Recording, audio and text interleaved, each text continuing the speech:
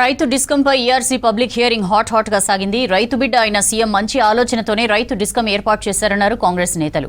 నాణ్యమైన విద్యుత్ అందించడమే ప్రభుత్వ లక్ష్యమని చెప్పారు. అయితే రైతు డిస్కం ఏర్పాటులో కుట్ర ఉందని విపక్షాలు ఆరోపించాయి. రాష్ట్ర ప్రభుత్వం రైతులకు ఉచిత కరెంటు ఎగ్గొట్టే ప్రయత్నం చేస్తోందని మండిపడ్డాయి.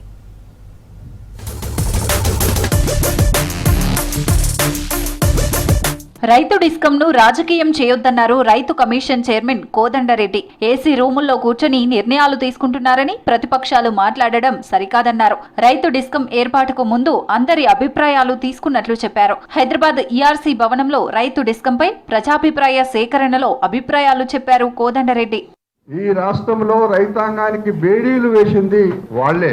ఆ బేడీలు వేసిన పెద్దలు ఈ రోజు రైతాంగం గురించి మాట్లాడడం చాలా విచిత్రంగా ఉంది. జాతీయ స్థాయిలో కానీ రాష్ట్ర స్థాయిలో కానీ అనేకమైన వ్యవసాయంలో సంస్కరణలు తీసుకొచ్చిండు. అందులో భాగమే ఇది కూడా ఒక సంస్కరణగా రైతుగా నేను భావిస్తా ఉన్నా.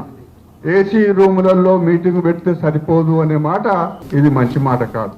నాణ్యమైన విద్యుత్ అందించడంతో పాటు 2 డిస్కంలను కాపాడాలనే ఉద్దేశంతోనే రైతు డిస్కంను తీసుకొచ్చామన్నారు కాంగ్రెస్ ఎంపీ చామల కిరణ్ కుమార్ రెడ్డి. 2017లోనే కేసీఆర్ సర్కార్ స్మార్ట్ మీటర్ల అంశాన్ని తీసుకొచ్చిందన్నారు. రైతు డిస్కంపై అవాస్తవాలను వాస్తవాలుగా చిత్రీకరించే ప్రయత్నం చేస్తున్నారని ఫైర్ అయ్యారు కాంగ్రెస్ ఎమ్మెల్సీ అద్దంకి దయాకర్. రైతుల గురించి మాకు చిత్తశుద్ధి ఉంది. రైతులకు నాణ్యతమైనటువంటి కరెంట్ ఇవ్వాలంటే ఈ 2 సంస్థల నుంచి మూడోది ఒకటి ప్రత్యేకమైనటువంటి రైతుకు సంబంధించినటువంటి డిస్ట్రిబ్యూషన్ పెట్టాలి అని ఈరోజు ప్రభుత్వం ముందుకొచ్చింది సార్. దీన్ని తెలంగాణ ప్రజలు అర్థం చేసుకోవాలి. రాజకీయంగా కుట్రలు ఉండొచ్చు. ఇది రాజకీయ కుట్రలకు మనం దారి ఇవ్వద్దు.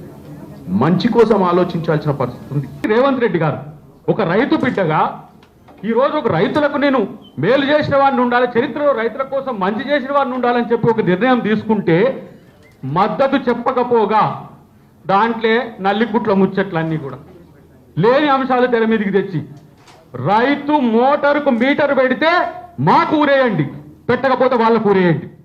3వ డిస్కం పేరుతో సర్కారు ఇష్టారాజ్యంగా నిర్ణయాలు తీసుకుంటోందన్నారు మాజీ మంత్రి జగదీష్ రెడ్డి. ఈఆర్సీతో పని లేకుండానే కొత్త డిస్కం ఎలా ఏర్పాటు చేస్తారని ప్రశ్నించారు.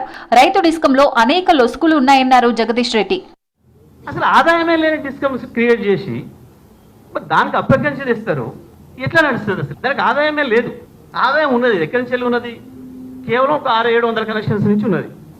మీరు చెప్పే కారణం ఏది కూడా సరైనది కాదు. దీని వెనకాల ఇంకోటి ఏదో చీకటి కోణం ఉన్నది. ఆదాయం వచ్చే వాటిని సపరేట్ చేసి ఏం లేదు సార్, ప్రజలకు అర్థమే భాషను చెప్తా. 2 బర్రెలనేమో వేరే వానికి ఇచ్చి దున్నపోతును మీ దగ్గర పెట్టుకుని ఉపాయం మీద అంత ఏం లేదు. తినేదాన్ని ఖర్చు పెట్టేదాన్ని మీ దగ్గర పెట్టుకొని పాలిచ్చే వాటిని వేరే వాడికి అప్పచెప్పాలి. వాడు ఒత్తిడి చేస్తున్నాడు అవుతారా? రైతు డిస్కం పేరుతో రైతులపై రాష్ట్ర ప్రభుత్వం కుట్ర చేస్తోందన్నారు టీఆర్ఎస్ చీఫ్ కవిత. రైతు డిస్కంపై 33 జిల్లాల్లో బహిరంగ విచారణ చేపట్టాలని డిమాండ్ చేశారు. ప్రభుత్వ విధానాలతోనే డిస్కమ్స్ నష్టాల్లో నడుస్తున్నాయన్నారు. రైతు డిస్కం ప్రతిపాదనను తిరస్కరించాలని ఈఆర్సీని కోరారు కవిత. మొత్తం మోటార్ల యొక్క భవిష్యత్ అంతా కూడా ఇవాళ డోలాయమాన పరిస్థితిలో పడుతుంది సార్. ఈ నిర్ణయంతో ఇవాళ రైతు పేరు మీద ఒక డిస్కం పెట్టి రైతును మోసం చేస్తుంది సార్ ప్రభుత్వం.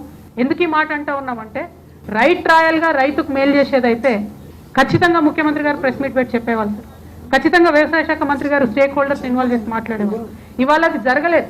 అసెంబ్లీలో ఇంత పెద్ద అంశం మీద డిస్కషన్ జరగడం లేదు. అసెంబ్లీలో బిల్లు ప్రవేశపెట్టండి, ఎందుకు చేయడం లేదు మీరు? రైతు డిస్కంపై తెలంగాణ ఎలక్ట్రిసిటీ రెగ్యులేటరీ కమిషన్ నిర్వహించిన పబ్లిక్ హియరింగ్ లో వివిధ పార్టీలతో పాటు ప్రజా రైతు సంఘాలు పాల్గొని తమ వాదనలు వినిపించాయి.